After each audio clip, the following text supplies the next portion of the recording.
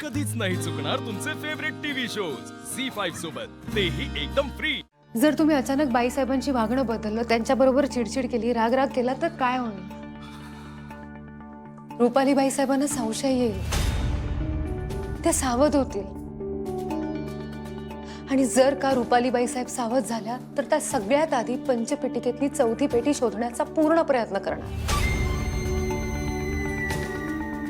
तिसऱ्या पेटीत सर्पलिपीमध्ये जो श्लोक लिहिलाय त्यात एक ओळ आहे आणि त्या ओळीचा अर्थ असा होतो की जर का चौथी पेटी एखाद्या दुष्ट शक्तीच्या हाती लागली तर खूप मोठा विनाश होऊ शकतो।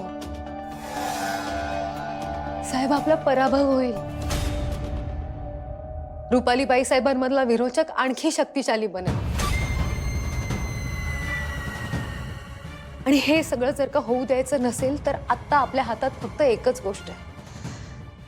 जोपर्यंत चौथी पेटी सापडत नाही तोपर्यंत जे काही चालू आहे ते तसंच चालू ठेवायचं।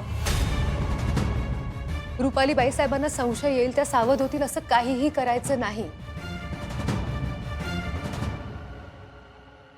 साहेब, आपल्याला हे करावंच लागेल। सत्यासाठी, न्यायासाठी, आपल्या कुटुंबासाठी।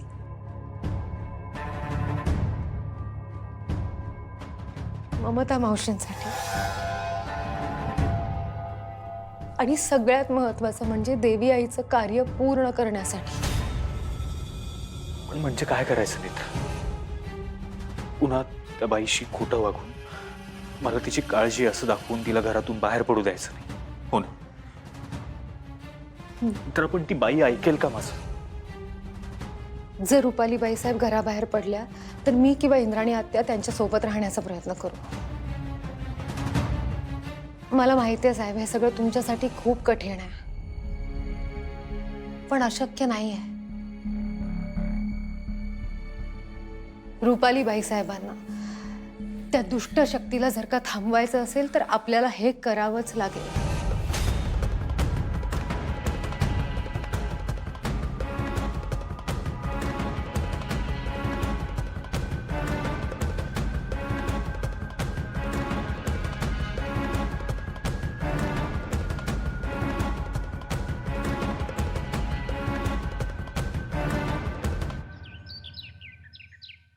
जी रुपालीला आत्ताच किचनमध्ये पाहिला, तिच्यावर बारीक लक्ष ठेवायला हवं। बाबा, पण आता अद्वैत साहेब सावध झालेत। आता सुद्धा ते आमच्या खोलीत आहेत, ऑफिसला जायला तयार होत आहेत आणि त्यांनी खोलीचं दार आतून बंद केलंय, म्हणूनच मी खाली आले।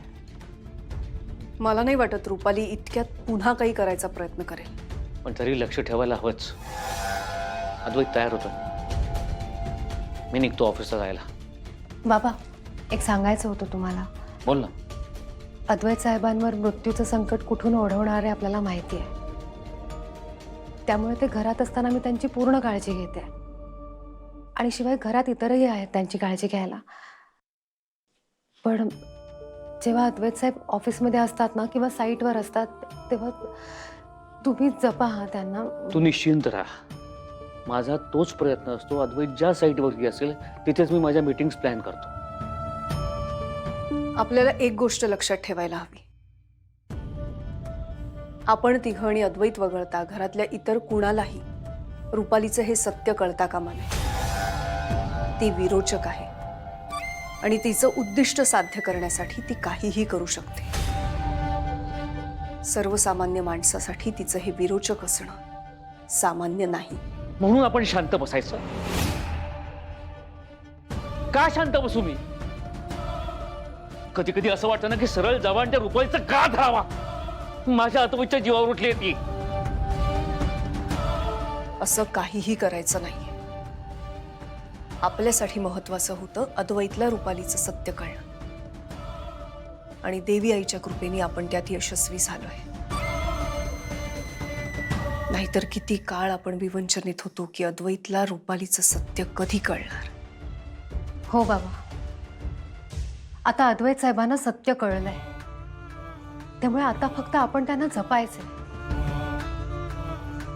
रुपाली बाईसाहेबांच्या भाषेत सांगायचं झालं तर त्यांच्या हातून आता एक महत्त्वाचं प्यादं निसटलंय। आता ती लवकरच चेकमेट सुद्धा होईल। काहीतरी गोंधळ नक्कीच आहे. कोरडेपणाने का वागतोय अद्वैत? विषाबद्दल कळलं नसेल ना त्याला काही? नाही, पण कळलं असतं तर असा शांत बसला नसता. नक्की काय झालंय? वेगळा का वागतोय? की असं काही नाहीच आहे, मलाच हे वाटतं.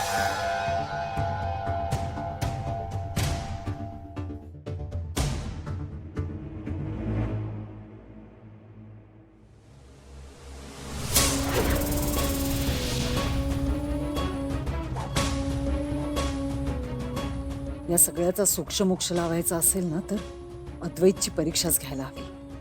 त्यातूनच कळेल की मी त्याच्यासाठी तीच आई आहे जिच्यासाठी तो काहीही करायला तयार व्हायचा. आज दिवसभर साईट ऑफिसवरच असेल मी. बर, तुमचा डबा मी गाडीत नेऊन ठेवला.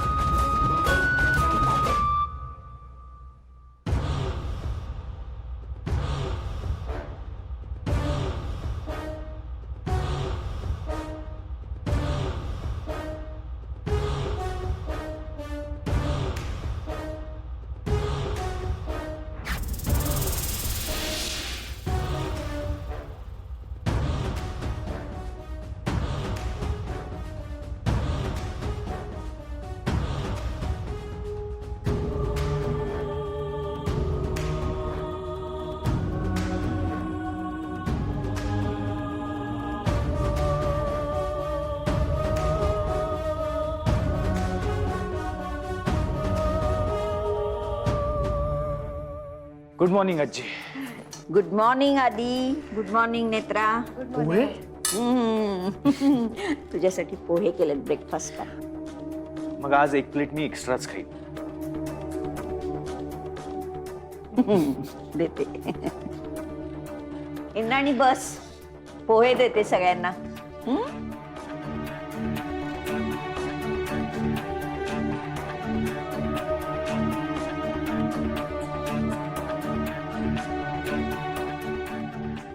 Good morning Adi. Good morning.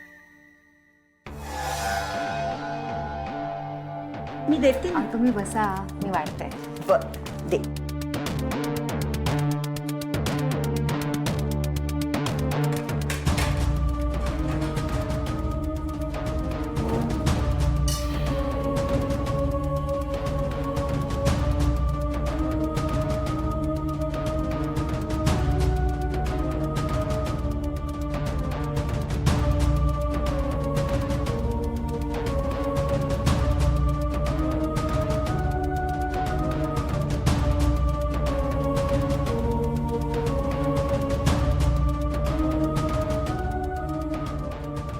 आई गो, काय झालं? काय झालं रुपाली?